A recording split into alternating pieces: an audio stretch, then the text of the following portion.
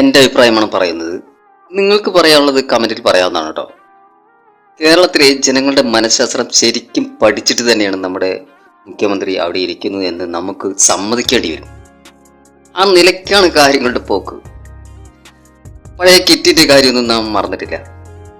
അത് ഓർമ്മിപ്പിക്കുന്ന വിധത്തിൽ പൊടുന്നനെ ചില പ്രഖ്യാപനങ്ങൾ മുഖ്യമന്ത്രി നടത്തിയിട്ടുണ്ട്. ഇലക്ഷൻ അടുത്തു വരികയാണല്ലോ. ജനങ്ങളുടെ വോട്ട് എങ്ങനെ പെട്ടിയിലാക്കാമെന്ന് അദ്ദേഹത്തിന് നന്നായി അറിയാം എന്ന കാര്യത്തിൽ ഒരു സംശയവുമില്ല. ആദ്യം പ്രഖ്യാപനങ്ങളെക്കുറിച്ച് പറയാം, മറ്റു കാര്യങ്ങൾ പിന്നെയാവാം.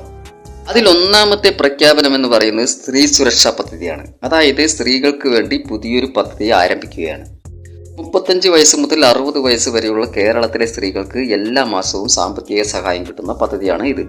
നിലവിൽ സാമൂഹ്യ പെൻഷൻ പോലുള്ള സാമൂഹ്യക്ഷേമ പദ്ധതികളിലെ ഗുണഭോക്താക്കളല്ലാത്ത ട്രാൻസ് വുമൺ ഉൾപ്പെടെയുള്ള സ്ത്രീകൾക്കാണ് പ്രതിമാസം 1000 രൂപ വീതം പെൻഷൻ ലഭിക്കുക.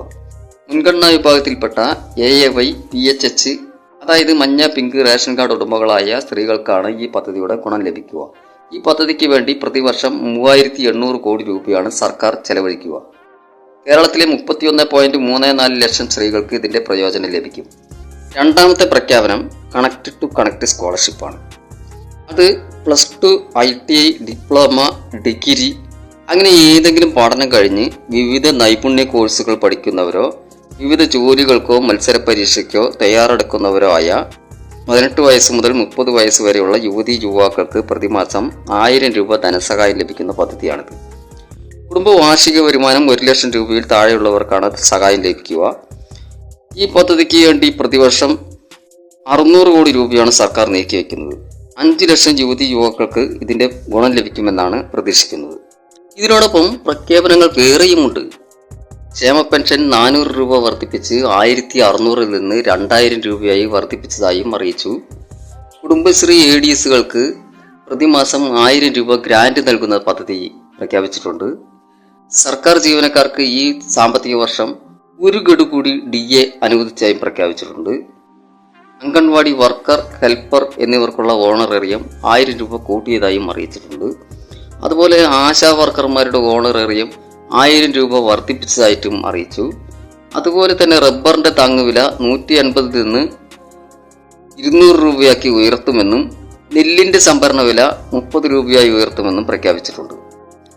പാചക തൊഴിലാളികളുടെ ഓണറേറിയം 1100 രൂപ വർദ്ധിപ്പിച്ചിട്ടുണ്ട്.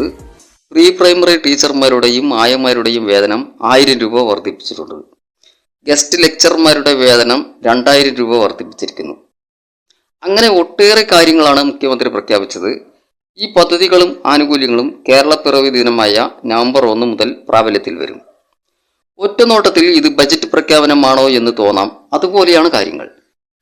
നാളിതുവരെ സാമ്പത്തിക പ്രതിസന്ധി, കേന്ദ്രം വരിഞ്ഞു മുറുക്കുന്നു തുടങ്ങിയ പല്ലവികളായിരുന്നു.